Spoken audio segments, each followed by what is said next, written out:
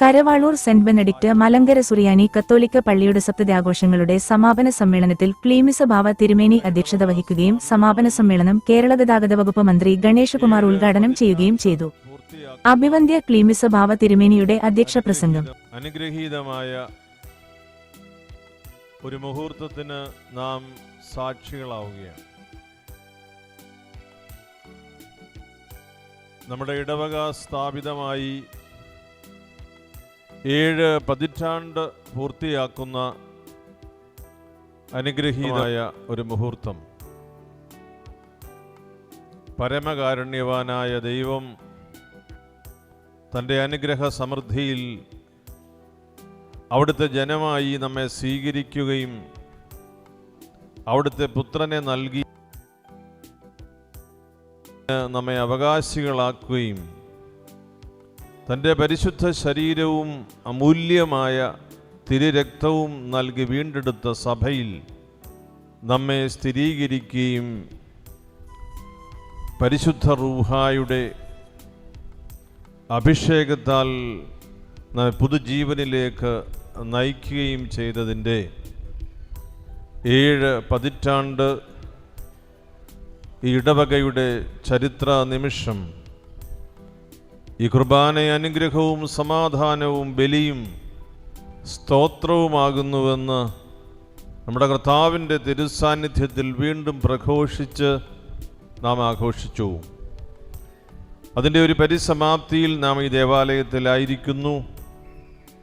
നമുക്ക് ദൈവത്തോട് നന്ദി പറയാം. പുണ്യപിതാവായ ധന്യൻ മാറിവാനിയോസ് പിതാവിൻ്റെ അനുഗ്രഹീതമായ മഹാപ്രധാനാചാര്യ ശുശ്രൂഷയിൽ മലങ്കരയിൽ ഉരുവാക്കപ്പെട്ട കാതോലികവും ശ്ലൈഹികവും ഏകവും വിശുദ്ധവുമായ സഭയോടുള്ള ഐക്യത്തിൻ്റെ വലിയ ആ ബന്ധത്തിലേക്ക് ഈ പ്രദേശത്ത് നമ്മുടെ ഈ ഇടവകയും ചേർത്ത് വയ്ക്കപ്പെട്ടു എന്നതിൽ നാം എല്ലാവരും അഭിമാനിക്കുകയും സന്തോഷിക്കുകയും ചെയ്യുന്ന നിമിഷമാണ്. നമ്മുടെ ഇടവകയിലെ മൺമറഞ്ഞുപോയ മാതാപിതാക്കൾ വലിയ ദൈവബോധത്തോടും സഭാവിശ്വാസത്തോടും ധീരമായ നേതൃത്വത്തോടും നമ്മുടെ പരിശുദ്ധ പിതാവിൻ്റെ വാക്കുകൾക്ക് അർത്ഥം കൊടുക്കുകയും പിതാവിൻ്റെ കരങ്ങളിൽ പിടിച്ച് മലങ്കര സഭയുടെ ഒരു പുതിയ ജീവിതക്രമത്തിൽ കൂട്ടായ്മകളെ ആനയിക്കുകയും ചെയ്തത് നമ്മെ സംബന്ധിച്ച് പുതിയ തുടക്കമായി. പുനരയിക്കപ്പെട്ട സഭ കർത്താവിൻ്റെ തിരുസഭയോട് ചേർക്കപ്പെട്ട മലങ്കരയിലെ അപ്പസ്തോലികമായ കൂട്ടായ്മ ഇന്ന് മലങ്കര സുറിയാനി കത്തോലിക്ക സഭയായി അതിൻ്റെ ശതാബ്ദി ആഘോഷിക്കുന്നതിനുള്ള ഒരുക്കത്തിൽ പ്രവേശിച്ചിരിക്കുമ്പോൾ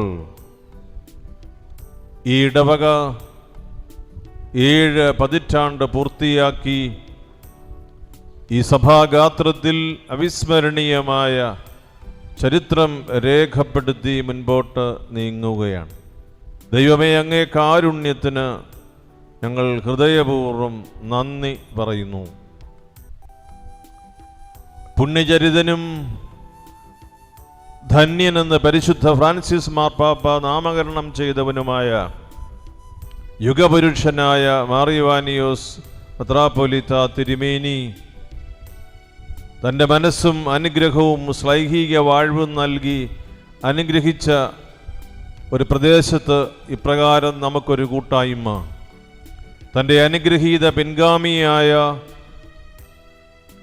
മാർ ഗ്രിഗോറിയോസ് മെത്രാപ്പൊലീത്ത തിരുമേനിയുടെ ശുശ്രൂഷയുടെ നാളുകളിൽ 1954 നമുക്ക് ദിവംഗതനായ വലിയ വീട്ടിൽ കോറപ്പിസ്കോപ്പായുടെ പൗരോഹിത്യ ശുശ്രൂഷയിൽ സമർപ്പണത്തിൽ നമ്മുടെ ഈ ഇടവക രൂപം പ്രാപിച്ച് നാളിതുവരെയും അത്ഭുതകരമായി ദൈവം വഴി നടത്തി. അവിടുത്തോട് നന്ദി പറഞ്ഞാൽ തീരാത്ത കടപ്പാട് നമുക്കുണ്ട്. യോഹന്നാൻ ശ്ലീഹ നമ്മെ ഓർമ്മപ്പെടുത്തുന്നു, മക്കളെ, കണ്ടാലും എത്ര വലിയ സ്നേഹമാണ് അവിടുന്ന് നമ്മോട് കാട്ടിയത്. നമുക്കറിയാം, നാം ദൈവത്തെ സ്നേഹിച്ചു എന്നതിലല്ല, മറിച്ച് ദൈവം നമ്മെ സ്നേഹിച്ചു എന്നതിലാണ് സ്നേഹം അടങ്ങിയിരിക്കുക. നമുക്ക് ദൈവത്തെ സ്നേഹിക്കാൻ 1000 കാരണവും കടപ്പാടുമുണ്ട്. ഏഴകളായ നമ്മെ സ്നേഹിക്കണമെന്ന ദൈവത്തിന് നിർബന്ധ ബുദ്ധി ഉണ്ടായത് ഒറ്റ കാരണം കൊണ്ട് മാത്രം, ഒരു കടപ്പാടിൻ്റെയും പേരിലല്ല. ഒരേ ഒരു നിർബന്ധ ബുദ്ധി, തൻ്റെ സാദൃശ്യത്തിൽ സൃഷ്ടിക്കപ്പെട്ട മനുഷ്യനോട് എപ്പോഴും അവിടത്തേക്കുള്ള വാത്സല്യവും കാരുണ്യവും ഒന്ന് മാത്രം. അതുകൊണ്ട് തന്നെയാണ് നാം പുത്രസ്ഥാനത്തേക്ക് അവകാശത്തോടെ അടുത്തു വരുന്നതിന് നമുക്ക് സാധിച്ചത്. യേശുവോട് ചേർന്നിരിപ്പത് എത്ര ഭാഗ്യമാണ്, ആനന്ദകരമാണ്. നമ്മുടെ ജീവിതത്തിൻ്റെ ധാരാളം പരിപരുത്ത യാഥാർത്ഥ്യങ്ങൾക്കിടയിൽ യേശു കർത്താവാണെന്ന് ഹൃദയം കൊണ്ട് വിശ്വസിക്കുകയും ആദരം കൊണ്ട് ഏറ്റുപറയുകയും ചെയ്യുവാൻ പരിശുദ്ധാത്മാവിൻ്റെ കൃപ നമുക്ക് വേണം എന്ന വിശുദ്ധ പുസ്തകം നമ്മെ പഠിപ്പിക്കുന്നു. പരിശുദ്ധാത്മാവ് കൂടി അല്ലാതെ, പരിശുദ്ധാത്മാവ് സഹായിച്ചാൽ അല്ലാതെ യേശു കർത്താവാണെന്ന് ഹൃദയം കൊണ്ട് വിശ്വസിക്കുകയും അധരം കൊണ്ട് ഏറ്റുപറയുകയും ചെയ്യുവാൻ ആവില്ല. അപ്രകാരം നമ്മൾ യേശു കർത്താവാണ് എന്ന് പരിശുദ്ധ സഭയിൽ, പരിശുദ്ധ കുർബാനയിലും കൂദാശകളിലും കൂട്ടായ്മകളിലും 7 പതിറ്റാണ്ടായി ആഘോഷിച്ച് വരുന്ന ഒരിടവകയുടെ അനുഗ്രഹീത ജൂബിലി വർഷമാണ്. ഭാഗ്യസ്മരണാർഹരായ ബെനഡിക്റ്റ് മാർ ഗ്രിഗോറിയോസ് മെത്രാപ്പോലീത്ത തിരുമേനി, നമ്മുടെ സഭയുടെ പ്രഥമ കാതോലിക്ക ബാബ സിറിൽ ബസേലിയോസ് ബാവ, ഇവിടെ ശുശ്രൂഷിച്ചിട്ടുള്ള നമ്മുടെ ബഹുമാന്യരായ വൈദികർ, നമ്മുടെ ഇടവകയിൽ നിന്ന് നമുക്ക് സന്തോഷത്തോടെ ദൈവസന്നിധിയിൽ ഓർക്കാൻ കഴിയുന്ന ദിവംഗതനായ താഴയിലച്ചൻ, ഇപ്പോൾ പൗരോഹിത്യ ശുശ്രൂഷയിൽ നമ്മുടെ ഇടവകയിൽ നിന്ന് നമുക്ക് അഭിമാനത്തോടെ ഓർക്കാൻ കഴിയുന്ന, ഇപ്പോൾ റോമിൽ ഉപരിപഠനം നടത്തുന്ന ബഹുമാനപ്പെട്ട ജേക്കബ് എളമ്പല്ലൂർ അച്ഛൻ, താമസിയാതെ വൈദിക പട്ടം സ്വീകരിക്കുന്ന ഈ ഇടവകയുടെ മറ്റൊരു മകൻ. നമുക്ക് ദൈവത്തോട് നന്ദി പറയാൻ, പരിശുദ്ധ ത്രോണോസിനോട് ചേർന്ന് നിൽക്കുന്നവരെ കുറിച്ച് ഓർക്കാൻ ഒരുപാട് കാരണം. നമ്മുടെ കുടുംബങ്ങളിൽ ദൈവം വ്യാപരിച്ചതിൻ്റെ അനുഗ്രഹിക്കപ്പെട്ട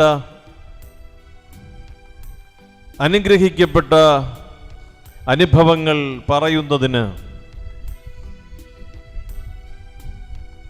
നമുക്ക് ധാരാളം കാരണങ്ങളുണ്ട്. യേശു കർത്താവാണെന്ന് പറഞ്ഞുകൊണ്ടിരുന്നപ്പോഴാണ് നമ്മുടെ മന്ത്രി ഗണേഷ് കുമാർ വന്നത്. ഇനി ആ വിഷയം ബാക്കി അദ്ദേഹം പറഞ്ഞുള്ളൂ. ഞാൻ ധാരാളം അദ്ദേഹത്തിൻ്റെ ഈ വിഷയത്തെക്കുറിച്ചുള്ള പ്രസംഗങ്ങൾ കേട്ടിട്ടുണ്ട്. ആദ്യം കേട്ടത് പത്തനാപുരത്തെ നമ്മുടെ പുനരൈക്യ വാർഷിക ആഘോഷത്തിൽ വർഷങ്ങൾക്ക് മുൻപാണ്. ഞാൻ ആ ഭാഗം ഇനി പ്രിയപ്പെട്ട ഗണേഷ് കുമാറിൻ്റെ സ്വാതന്ത്ര്യത്തിന് വിടുന്നു. ഞാനിത് അതേക്കുറിച്ച് ഇപ്പോൾ സംസാരിക്കുന്നില്ല. ഈ ഇടവകയുടെ അനുഗ്രഹിക്കപ്പെട്ട ഈ നാൾ വഴിയുടെ ചരിത്രത്തിൽ മനുഷ്യൻ്റെ മനസ്സിൽ എപ്പോഴും നൽകുന്ന ഒരു സുരക്ഷിതത്വ ബോധമുണ്ട്. അതെപ്പോഴാ? നമ്മുടെ മനസ്സ് വേദനിച്ചിരിക്കുമ്പോൾ, നാം നിരാശപ്പെട്ടിരിക്കുമ്പോൾ, പ്രത്യാശയുടെ ഒരു തിരുനാളം വാക്രൂപത്തിലോ ഒരടയാളത്തിലോ നമ്മിലേക്ക് വരും. മകനെ, മകളെ, നീ തനിച്ചല്ല, നിന്നോടൊപ്പം ഞാനുണ്ടെന്ന് ദൈവം പറയുമ്പോൾ, ദൈവത്തിൻ്റെ പേരിൽ നമ്മുടെ അടുത്തേക്ക് വരാൻ ഒരുപാട് പേരെ അവിടുന്ന് ഒരുക്കി അയക്കും. മുൻകൂട്ടി ആ പേരുകൾ പറയാൻ നമുക്കാവില്ല, എന്നാൽ ദൈവം അയക്കുന്നവരാണ്. നമ്മുടെ ഈ ഇടവകയിൽ ദൈവത്തിൻ്റെ അത്ഭുതകരമായ നടത്തിപ്പ് നമുക്ക് ലഭിച്ചു എന്ന് പറയുമ്പോൾ നമ്മുടെ കുടുംബങ്ങളിൽ നമ്മുടെ മാതാപിതാക്കൾ ഏറെ ക്ലേശിച്ചിരുന്ന കാലങ്ങളിൽ, സാമ്പത്തികമായും സാമൂഹികമായും ഒക്കെ വളരെ പിരിമുറുക്കം അനുഭവിച്ചിരുന്ന നാളുകളിൽ, മകനെ, നിന്റെ ഹൃദയം അസ്വസ്ഥമാകേണ്ട, നീ ദൈവത്തിൽ വിശ്വസിക്കുവിൻ, എന്നിലും വിശ്വസിക്കുവിൻ. ചാഞ്ചല്യമില്ലാത്ത വിശ്വാസയോഗ്യമായ വാക്ക്, ദൈവത്തിൻ്റെ വചനം നമുക്ക് നൽകിയ ഒരു ഉറപ്പുണ്ട്. അവൻ കർത്താവാണ്. ദൂരെ നിന്ന് നോക്കിയപ്പോൾ അവർക്ക് മനസ്സിലായില്ല. വഞ്ചി അടുത്തു വന്നപ്പോ ആ രൂപത്തെക്കുറിച്ച് കാഴ്ച അടുത്ത് ലഭിക്കുമ്പോൾ അവർക്കൊരു കാര്യം മനസ്സിലായി, മറ്റാരുമല്ലത്, അത് കർത്താവാണ്. രൂപം അടുത്തു വന്നപ്പോൾ, സ്നേഹത്തിൻ്റെ അടയാളം നമ്മിലേക്ക് വന്നപ്പോൾ അവർക്ക് മനസ്സിലായി, അത് കർത്താവാണ്. It is the Lord. അത് ദൈവമായ കർത്താവാണ്.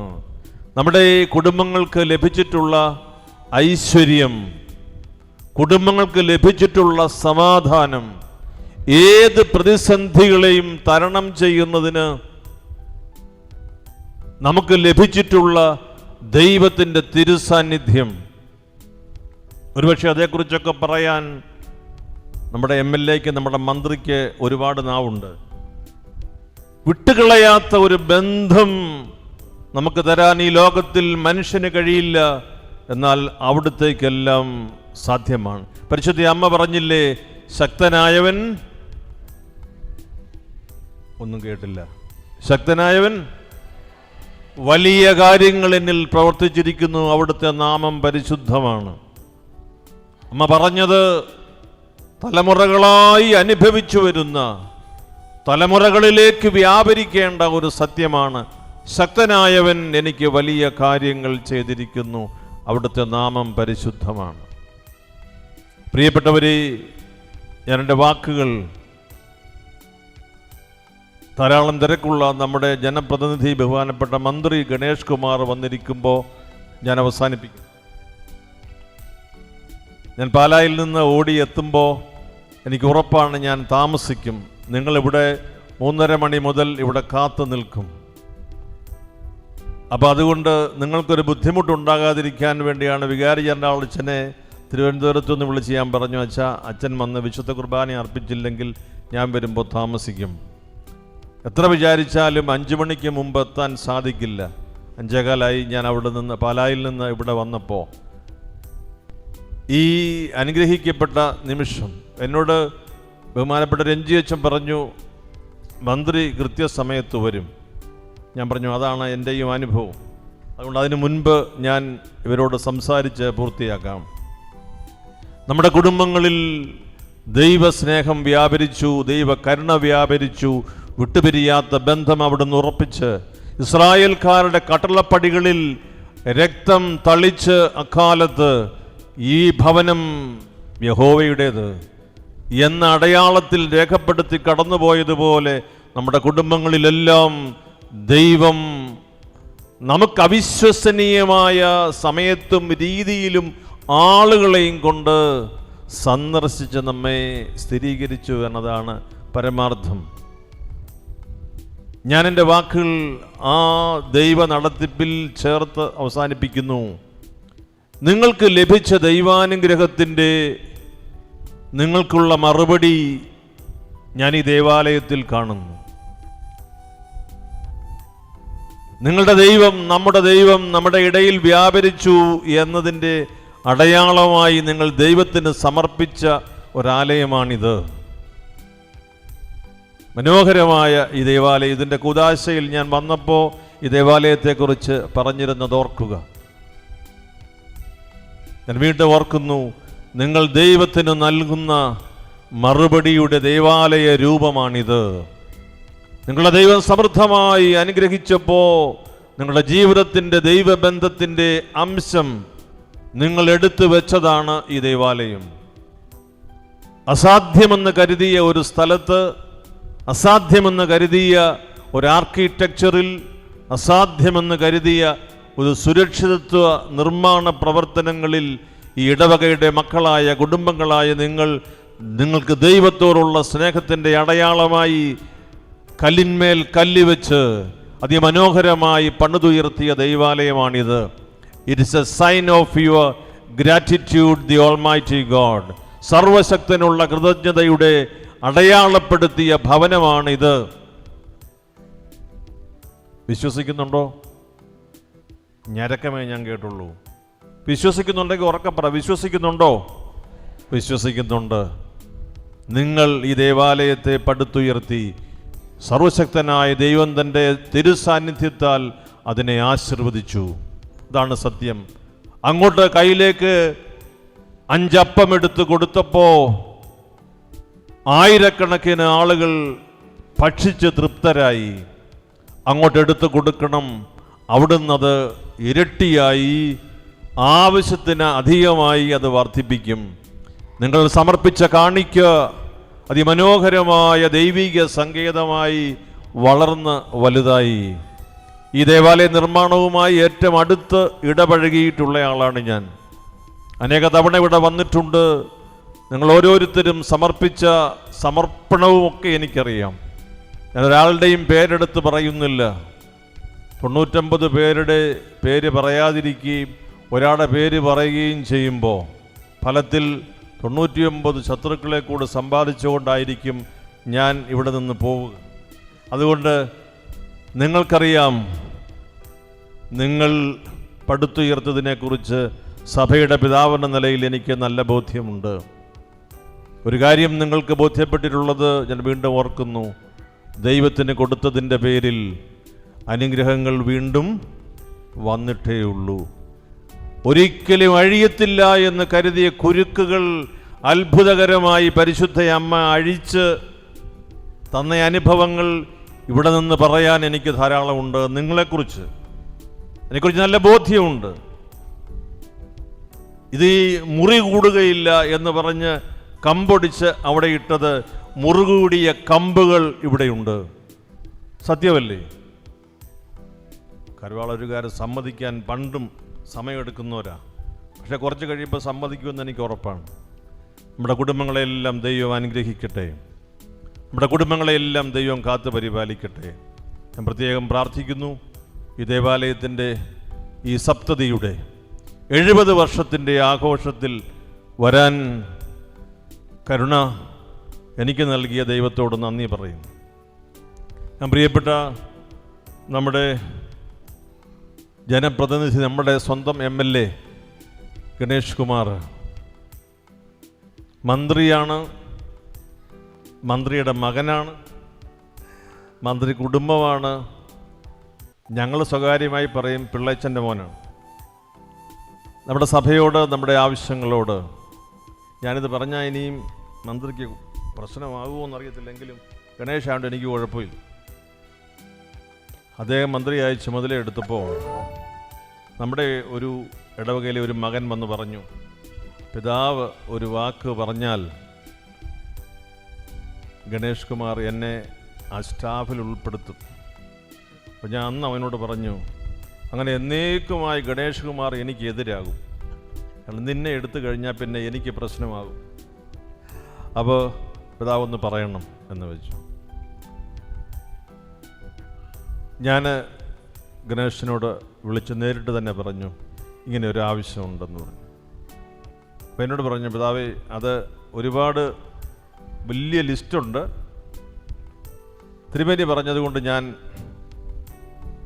ശ്രദ്ധിച്ചോളാം.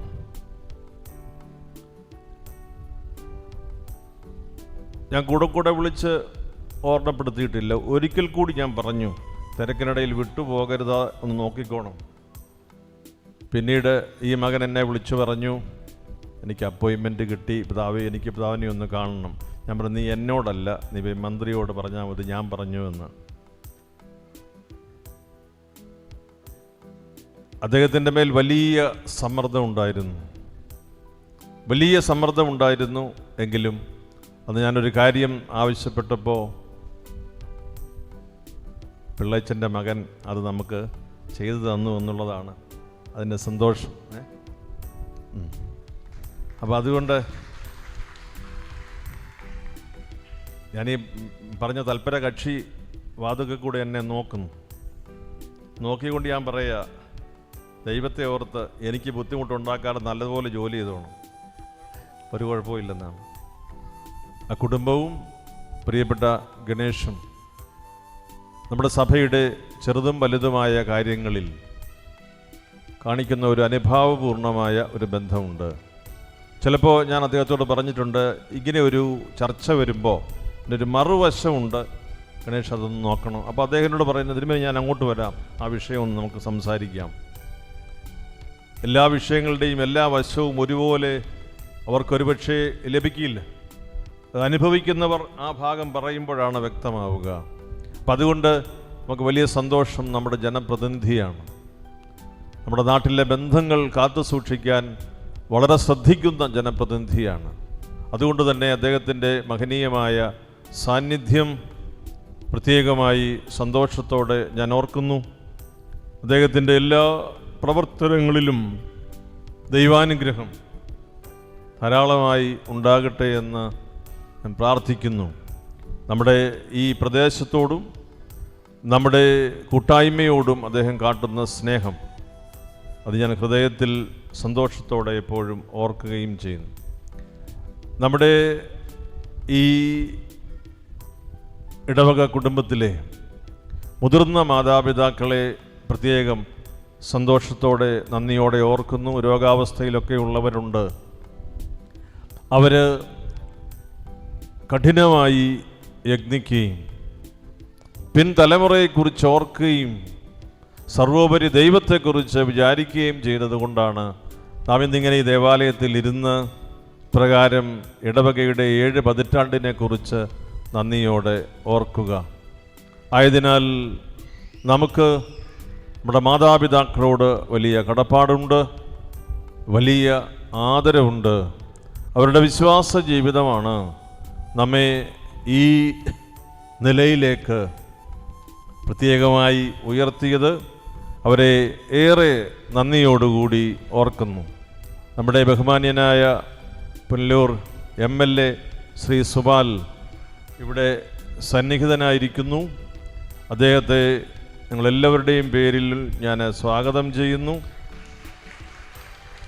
അദ്ദേഹവും നമ്മുടെ സഭയോടും നമ്മുടെ കൂട്ടായ്മയോടും കാട്ടുന്ന വലിയ ഒരു സ്നേഹവും ബന്ധവും പ്രത്യേകമായി ഈ സമയം ഞാൻ ഓർക്കുന്നു. നമ്മുടെ ഇടവകയിലെ നമ്മുടെ ദേശത്തിന് പുറത്ത് ജോലി ചെയ്യുന്ന നമ്മുടെ മക്കൾ, കഠിനാധ്വാനത്തിൽ നമ്മുടെ കുടുംബങ്ങളെയും നമ്മുടെ സമൂഹത്തെയും നിലനിർത്തുന്ന നമ്മുടെ വിദേശത്തൊക്കെ ജോലി ചെയ്യുന്ന മക്കൾ, ഗൾഫിലൊക്കെ ജോലി ചെയ്യുന്ന ആളുകളെക്കുറിച്ച് ഗൾഫുകാർ എന്ന് പറയുമ്പോൾ പണ്ട് മനസ്സിലുണ്ടായിരുന്ന ചിത്രമൊക്കെ വളരെ മാറിപ്പോയി. വളരെ ക്ലേശിച്ച് കഴിയുന്ന, കഠിനാധ്വാനത്തിൽ ജീവിതത്തിൻ്റെ സൗകര്യങ്ങൾ നാം അനുഭവിക്കുന്നതിൻ്റെ 10% മാത്രം അനുഭവിച്ച് കഴിയുന്ന മക്കളാണ്. ഓരോ സ്ഥലങ്ങളിൽ ചെന്ന് ക്യാമ്പിലൊക്കെ ചെല്ലുമ്പോഴാണ് അതിൻ്റെ ക്ലേശം അറിയുന്നത്. അവർ മിച്ചം വയ്ക്കാനില്ല, അവർ ചുരുങ്ങി, അവർ ലളിതമായി ജീവിക്കുന്നതിൻ്റെ ഫലമായി ഉണ്ടാകുന്നതിൻ്റെ അംശമാണ് നമ്മുടെ ദൈവാലയമായാലും ഭവനമായാലും നാട്ടിലെ ചാരിറ്റി പ്രവർത്തനങ്ങൾക്കായാലും ഒക്കെ അവർ ഔദാര്യത്തോടുകൂടി ചെയ്യുക. വളരെ ഔദാര്യത്തോടു കൂടിയ അവരുടെ ജീവകാരുണ്യ പ്രവർത്തികളിലെ അവരുടെ ഒരു സംലഭ്യത എന്നെ അത്ഭുതപ്പെടുത്തിയിട്ടുണ്ട്. ധനികരായതുകൊണ്ടല്ല, ചെലവുകളില്ലാത്തത് കൊണ്ടല്ല, ഏതാനും ചെലവുകൾ വെട്ടിച്ചുരുക്കുന്നത് കൊണ്ടാണ് നാട്ടിലെ ജീവകാരുണ്യ പ്രവർത്തികൾക്ക്, പ്രത്യേകിച്ച് നമ്മുടെ ഗൾഫിലുള്ള ആളുകൾ, അത് ജാതിയോ മതമോ ഒന്നും വ്യത്യാസമില്ല, അവരെല്ലാവരും ചെയ്യുന്നത്. പ്രകാരം നമ്മുടെ കഠിനാധ്വാനം ചെയ്യുന്ന നമ്മുടെ എല്ലാ പ്രിയപ്പെട്ട മക്കളെയും ഓർക്കുന്നു. വിദേശ രാജ്യങ്ങളിൽ കുടുംബങ്ങളായി ജീവിക്കുന്നവർ, അവരുടെ വലിയ ബന്ധവും സ്നേഹവും അവരുടെ സാമ്പത്തികമായ വരുമാനത്തിൻ്റെ നല്ല ഭാഗവുമൊക്കെ നമ്മുടെ ദേവാലയ നിർമ്മാണത്തിന് അവർ നൽകിയിട്ടുണ്ട്.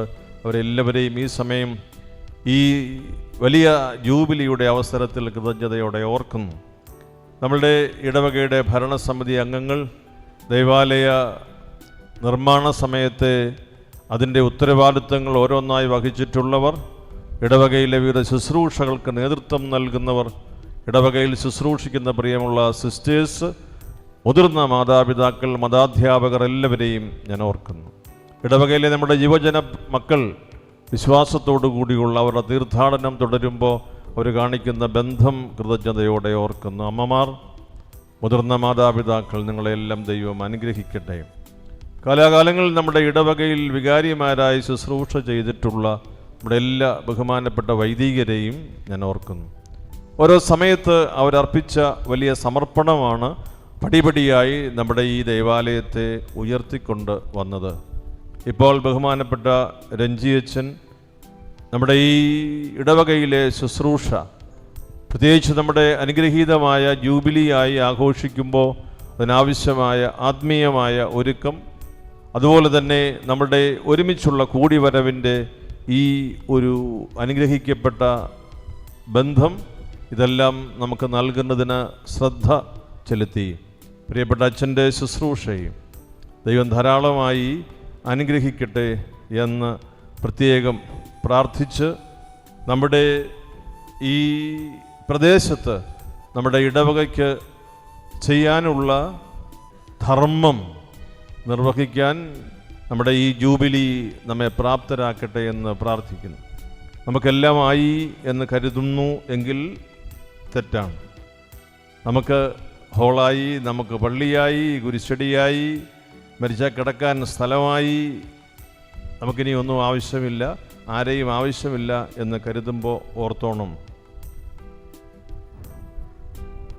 രോഗിയായി കിടക്കുമ്പോൾ മരുന്നിരിപ്പുണ്ട്, എടുത്തു തരാൻ ആളില്ലെങ്കിൽ മരുന്നായും നാം രോഗിയായും അവശേഷിക്കും. മറ്റൊരാളിൻ്റെ മനസ്സിൻ്റെ വലിപ്പമില്ലാതെ ഒരു നിമിഷം മുൻപോട്ട് പോകാൻ നമുക്ക് കഴിയില്ല.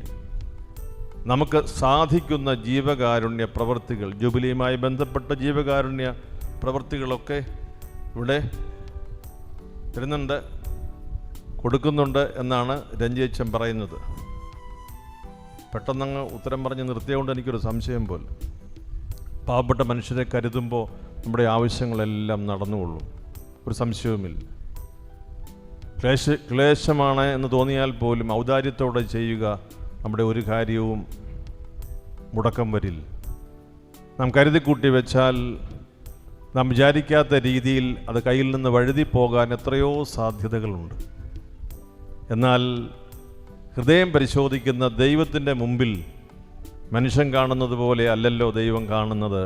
അവിടുന്ന് ആവശ്യത്തിന് നമുക്ക് തരും, ഒരു സംശയവും വിചാരിക്കേണ്ട. എത്രയോ ഉദാഹരണങ്ങൾ നിങ്ങൾക്കുണ്ട്, എനിക്ക് അനുഭവങ്ങൾ ഒട്ടേറെ പറയാനുണ്ട്. ഔദാര്യത്തോടെ കൊടുക്കുക. പാവപ്പെട്ട മനുഷ്യൻ്റെ ജാതിയും മതവും അവൻ്റെ മേൽവിലാസവും ആധാർ കാർഡും അതൊന്നുമല്ല പ്രധാനം, അവൻ്റെ ആവശ്യം എന്താണെന്നുള്ളതാണ്. അവനോട് ചോദിക്കേണ്ടത് നീ പള്ളിയിലാണോ, അമ്പലത്തിലാണോ, മോസ്കിലാണോ പോകുന്നതെന്നല്ല. സഹോദര, എന്താ നിൻ്റെ ആവശ്യം? എന്നെക്കൊണ്ട് എന്ത് ചെയ്യാൻ കഴിയുമെന്ന് ഞാൻ നോക്കട്ടെ.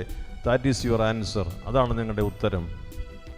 നമ്മളോട് ദൈവം കാട്ടുന്ന കരുണ എന്തിൻ്റെ അടിസ്ഥാനത്തിലാണ്?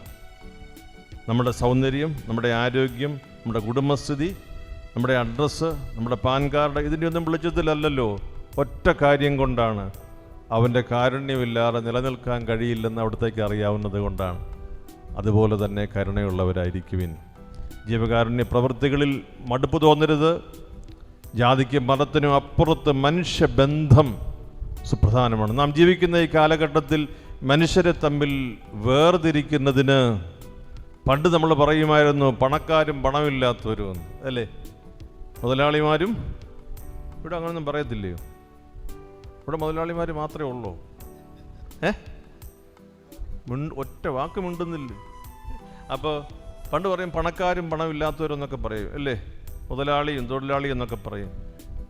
ഇപ്പം അങ്ങനെ ആരും പറയുന്നത് ഞാൻ കേൾക്കുന്നില്ല. ഇപ്പം ഞാൻ പറഞ്ഞു, ഇപ്പം കേൾക്കുന്ന വാക്ക് മുഴുവൻ മതത്തെ അടിസ്ഥാനപ്പെടുത്തി കീറി മുറിച്ച അവര് ഇവര് എന്നൊക്കെയാണ് പറയുന്നത്. നമ്മളെന്നുള്ള വാക്ക് നമ്മുടെ നിഘണ്ടുവിൽ നിന്ന് മായ്ച്ചു കളയാതെ സൂക്ഷിച്ചോണം. നമ്മൾ എന്ന വാക്ക്, ഞാനെന്ന വാക്ക് നമ്മൾ ഉപയോഗിക്കും, അവരെന്ന വാക്ക് ഉപയോഗിക്കും, നിങ്ങളെന്ന വാക്ക് ഉപയോഗിക്കും. പൊതുസ്ഥലത്ത് നിൽക്കുമ്പം നമ്മൾ എന്ന് പറയുന്ന വാക്ക് വിട്ടുപോകാതെ സൂക്ഷിക്കുക. ദൈവം അനുഗ്രഹിക്കട്ടെ. എല്ലാ നന്മകളും നേരുന്നു. ദൈവത്തിൻ്റെ കൃപാവരം ഈ ഇടവകയും ഈ ദേശവും അനുഭവിക്കുന്നതിന് ഇടയാകട്ടെ. ഈ ഇടവക വഴിയായി ഈ പ്രദേശത്ത് കൂടുതൽ ദൈവിക ശോഭ പകരട്ടെ എന്ന് പ്രാർത്ഥിക്കുന്നു. അവിടുത്തെ നാമത്തിനെന്നും മഹത്വം ഉണ്ടായിരിക്കട്ടെ. ആമേൻ. അനുഗ്രഹ വചസ്സുകൾ കൊണ്ട്